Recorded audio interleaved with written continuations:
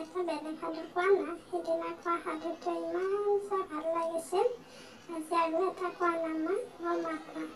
ঠিক আছে, আজি তোমালোকক এটা বেলেগ সাধু ক'ম বুলি ভাবিছোঁ। কিন্তু তোমালোকে ভালকৈ পঢ়া শুনা কৰিব লাগিব। সন্ধিয়া পঢ়িব লাগিব বেছিকৈ। ঠিক আছে, আজি ক'ব খোজা সাধুটোৰ নাম হ'ল তোলা আৰু তেজা। এটা চহকী খেতিয়কৰ দুজনী ঘৈণীয়েক আছিল। বৰজনী এলাগী, সৰুজনী লাগী। এলাগীৰ এজনী ছোৱালী আৰু এটি ল'ৰা, নাম তেজা আৰু কানাই। লাগীৰ মুঠেই এজনী ছোৱালী, নাম তোলা।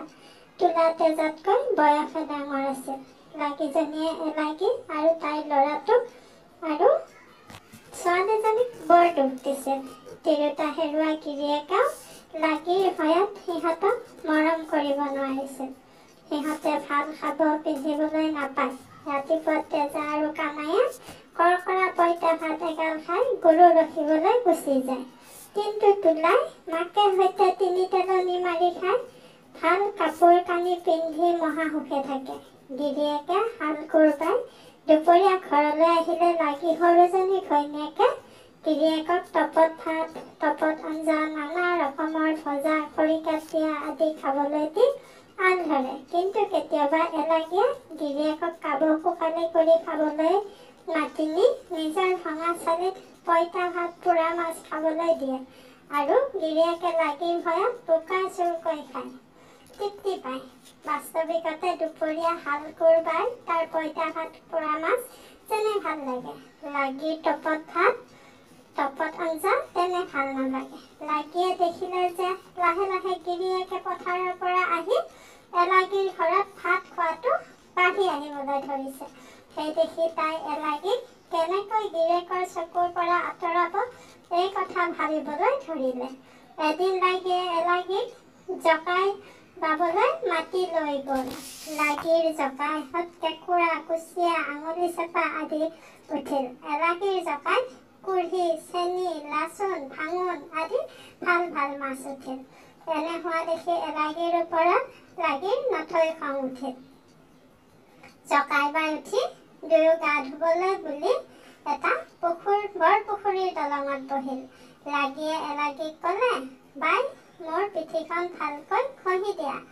বোকা আৰু মলিৰে তাতৰি বান্ধিছে। মোৰ ঘঁহা হৈ গ'লে তোমাৰ পিঠিখনো মই ঘঁহি দিম। লাগীৰ কথা পিঠি ঘঁহি থাকোঁতে বৰ কাজ হবই বুলি তাই মন্ত্ৰ মাতি এলাগীক হেঁচা মাৰি পুখুৰীত পেলাই দিলে। তাৰ পিছত এলাগীৰ জকাইখন তাই গছকি ভাঙি হাবিলৈ দলিয়াই পেলাই দি ঘৰলৈ গুচি আহিল। এই কথা কোনেও নেদেখিলে, কোনেও নাজানিলে। মাকক নেদেখি এলাগীৰ ল'ৰা ছোৱালীহালে সুধিলে, মাহী মাহী আমাৰ আই কলৈ গ'ল দেখিছিলানে? মাহীয়েকে সিহঁতক জোকোৰা মাৰি ক'লে, মই কেনেকৈ ক'ম? তহঁতৰ মাৰক লৈ যায়, কিবা মোক সুধি যায়নে? গিৰিয়েকেও লাগীৰ ভয়ত এলাগীৰ বৰকৈ বিচাৰ নকৰিলে। সি ভাবিলে তাই ক'ৰবাত কিবা হৈ মৰিল। ল'ৰা ছোৱালীহালে মাকক বিচাৰি বিচাৰি ক'তো নাপায় কান্দি কাটি থাকিল। পিছদিনা পুৱা সিহঁতে নিয়ম মতে গৰু ৰখিবলৈ গ'ল। কাৰণ নগৈ বহি থাকিলে লাগীৰ হাতত সিহঁতে গালি আৰু মাৰ খাব লাগিব। এইদৰে সিহঁতে মাকৰ বেজাৰত কান্দি কাটি গৰু ৰখি ফুৰোতে এদিন ৰ'দত সিহঁতৰ বৰ পিয়াহ লাগিল। সেই বৰ পুখুৰীটোৰ পৰা পানী খাবলৈ গ'ল। তাৰ ভৰ দুপৰীয়া সকলো নিমাত আৰু পুখুৰীৰ পাৰ নিজান। এনেতে সিহঁতৰ মাকবোৰ পাঁচজনীয়ে পানীৰ পৰা বামলৈ উঠি আহি সিহঁতক মাতিলে, মোৰ মইনা তেজা আৰু কানাই, মাহীয়েৰে মোক ইয়াতে গতা মাৰি পেলাই বৰ কাজ হ বুলি বৰ কাজ কৰি গুচি গ'ল। তহঁতৰ মুখ শুকাই আছে, তহঁতে একো খোৱা নাই। মই জলকুঁৱৰীৰ পৰা পৰমান আনিছোঁ। তহঁতে কচুপাত দুটা ছিঙি আনি এই পৰমান খা। কিন্তু এই কথা তহঁতে কাকো নকবি। মাহীয়েৰে গম পালে মোক মাৰি পেলাব। দিনৰ দুপৰীয়া মই তহঁতক পৰমান খাবলৈ দিম। তহঁতে আহি এইদৰে খাই যাবিহি। মাকৰ কথা শুনি দুয়ো কচুপাত দুটা ছিঙি আনি পাতি এই পৰমান খাই গৰু চৰাই অতাই ঘৰলৈ গুচি আহিল। সিহঁতে নিতৌ পৰমান খাই চিকুণ হৈ উঠিল। মাহীয়েকে সিহঁতৰ শ্ৰীৰ দেখি ভাবিলে, মই ইহঁতক ভালকৈ খাবলৈ নিদিওঁ, অথচ ইহঁত দিনে দিনে চিকুণ হৈহে আহিছে। ইহঁতৰ মুখৰ বৰণ কেঁচা সোণ যেন হৈছে। মোৰ তোলাক ইমানকৈ খুৱাওঁ তেজ দেখোন তাই এনে হ'ব নোৱাৰে। ইয়াৰ কাৰণ কি? ইহঁতে গৰু চৰিবলৈ যাওঁতে নিশ্চয় ক'ৰবাত কিবা খায়। ইয়াকে ভাবি তাই পিছদিনা তোলাক সিহঁতৰ লগত গৰু চৰাবলৈ পঠিয়াই দিলে। তেজা আৰু কানাইয়ে ক'ত কি খাই চাই থাকিবলৈ মনে মনে শিকাইও দিলে। সেইদিনা তেজা, কানাই আৰু মাক বৰকাচ মহা আহুকালত পৰিল। কাৰণ তোলাই তেজা আৰু কানাইৰ লগত নেৰে। তেজাই এবাৰ বুদ্ধি কৰি তোলাক দূৰৰ পৰা এটা গৰু খেদি আনিবলৈ ক'লত তোলাই গৰুটো খেদি আনিবলৈ গ'ল। তোলা আঁতৰি গ'লতে তৎক্ষণাৎ বৰকাচজনী ওলাই সিহঁত দুয়োকো খাবলৈ দি গুচি গ'ল। সিহঁতে লৰালৰিকৈ খাই পাত দুখন দলিয়াই পেলালে। ঠিক তেনে সময়তে তোলাই দূৰৰ পৰা সিহঁতে কিবা খোৱা যেন দেখি লৰি আহিল। তহঁতে কি খালি হওক, মই কাবৌকৈ মাতিছোঁ, মোক দে। তোলাৰ কাবৌ এৰাব নোৱাৰি সিহঁতে তোলাক ক'লে, আৰুতো একো নাই, বাৰু তই সেই পাতখনকে চেলাই, কিন্তু সেই কথা মাৰৰ আগত নকবি, আৰু ক'লে আৰু তোক কেতিয়াও খাবলৈ নিদিওঁ। তোলাই পাত দুখন বুটলি আনি চেলেকিবলৈ ধৰিলে।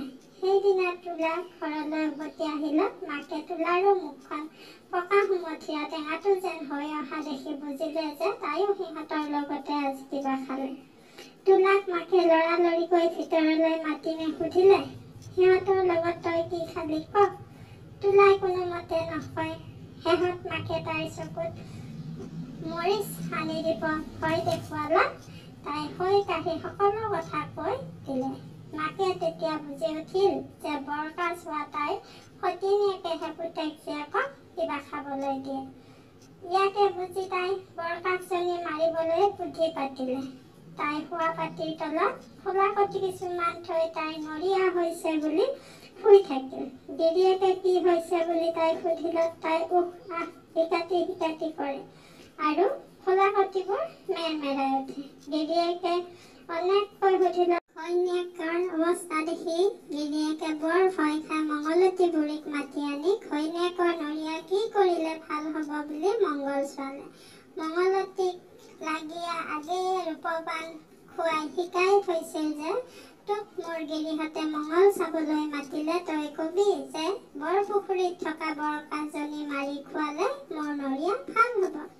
মংগলতীয়ে সেই শিকনি মতে মংগল চাই ক'লত গিৰিয়েকে সকলো ৰাইজক বৰপুখুৰীৰ কাছজনী ধৰি দিব নিমিত্তে ভৰসা কৰি ক'লে। ৰাইজে সন্মত হৈ পল, জুলুকি, জাল লৈ কাছ ধৰিবলৈ আহিল। ৰাইজ অহাৰ আগতে সেই কথা পাই ল'ৰা ছোৱালীহালে মনে মনে কান্দি কান্দি মাক বৰকাচক সেই বাতৰি ক'লত মাকে সিহঁতক ক'লে, মই কাৰো জালত পলত নপৰোঁ। সিহঁতে যেতিয়া মোক ধৰিব নোৱাৰি ভাগৰি উঠি যাব তেতিয়া তহঁতে ভঙা জকা এখন লৈ আহিবি, মই তাতে উঠিম। কিন্তু মোক মাৰি যেতিয়া মোৰ মঙহ ৰান্ধি তহঁতক খাবলৈ দিব তহঁতে নাখাবি। তহঁতে সেইদিনা তেল খাৰণিৰে ভাত খাই থাকিবি। মোৰ আগ হাতোৰা দুটা তহঁতে কাছ বাচোতাক খুজি লৈ এই পুখুৰীৰ পাৰতে পুতি থবি। তাতে মই এজোপা জৰা ফুলৰ গছ হৈ থাকিম। সেয়ে তহঁতক দুখত তৰিব। এই বুলি সিহঁতক বুজনি দি মাকে পঠিয়াই দিলে। কাছ ধৰিবৰ মনেৰে গঞা মানুহে গৈ পুখুৰীত নামিল। পল, জুলুকি, জাল বাই পানী ঘোলা কৰিলে, কিন্তু কোনেও কাছ ধৰিব নোৱাৰিলে। শেহত ভাগৰি সকলো পাৰত উঠিলত তেজা আৰু কানাইয়ে ভঙা জকা এখন লৈ গৈ ৰাইজক ক'লে যে আমি এই জকাইৰে কাছ ধৰি দিব পাৰোঁ।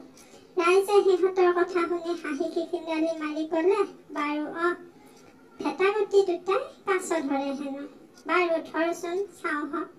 ইয়াৰ পিছত তেজাই জকাইখনেৰে দুচাপ কি চাৰিচাপ মাৰিলতে কাছ জকাইত উঠিল। ৰাইজে দেখি আচৰিত মানিলে। ইফালে লাগিয়ে যেতিয়া সেই বৰকাচ ধৰা পৰিছে বুলি শুনিলে তেতিয়াই গা ভাল পাইছো বুলি শোৱা পাটিৰ পৰা উঠি বহিল। বৰকাচজনী চোতালত পেলাই কাটি থাকোঁতে ল'ৰা ছোৱালীহালে কাছ কাটোতাক খুজি আগ হাতোৰা দুটা লৈ মনে মনে পুখুৰীৰ পাৰত পুতি থলেগৈ। সকলোৱে কাছৰ আঞ্জাৰে ভাত খালে, কিন্তু তেজা আৰু কানাইয়ে ভাতৰ পাতৰ তলত গাঁত খান্দি লৈ সেইবোৰ পুতি থৈ তেল খাৰণি খুজি লৈ তাৰে ভাত খাই উঠি আহিল। সিহঁতে পুখুৰীৰ পাৰত য'ত সেই হাতোৰা দুটা পুতি থৈছিল তাতে এজোপা জৰা টেঙা আৰু এজোপা জবা ফুলৰ গছ হ'ল। জবা গছজোপা সুন্দৰ মনোমোহা জবা ফুলেৰে জকমকাবলৈ ধৰিলে। জৰাজোপাতো সুন্দৰ জৰা টেঙা উপচি লাগিল। তেজা আৰু কানাইয়ে নিতৌ গৰু চৰাবলৈ গৈ সেই গছ দুজোপাৰ তলতে বহি জিৰাই মাকৰে সৈতে কথা পাতি থাকে। এদিন সেই দেশৰ এজন ৰজাই দোলা হাতী ঘোঁৰাৰে সেইপিনে যাওঁতে জৰা গছজোপাত জৰা টেঙা লাগি থকা দেখি তেওঁৰ খাবৰ মন গলত আৰু সুন্দৰ জবা ফুল গোটাচেৰেক আনি পিন্ধিবৰ মন গলত তেওঁ সেইখিনিতে দোলা হাতী ৰখাই মন্ত্ৰীক ফুল আৰু টেঙা আনিবলৈ পঠিয়াই দিলে। ল'ৰা ছোৱালীহালে মন্ত্ৰীক দেখি ক'লে যে জৰা আৰু জবা আমাৰ, ৰজাই নিজে আহি আমাক খুজিলেহে আমি দিম। মন্ত্ৰীৰ মুখৰ পৰা ৰজাই সেই কথা শুনি সুন্দৰ ল'ৰা ছোৱালীহাল দেখি সিহঁতহাললৈ মৰম লাগি নিজে তোলাৰ পৰা নামি আহিল। কানাইয়ে ৰজাৰ আগত আঁঠু লৈ ক'লে, যদি স্বৰ্গদেৱে মোৰ এই তেজা বাইদেউক বিয়া কৰি নিয়ে তেনেহ'লে আমি স্বৰ্গদেউক টেঙা আৰু ফুল দিম। তেওঁ ক'লে, বাৰু একো কথা নাই, মই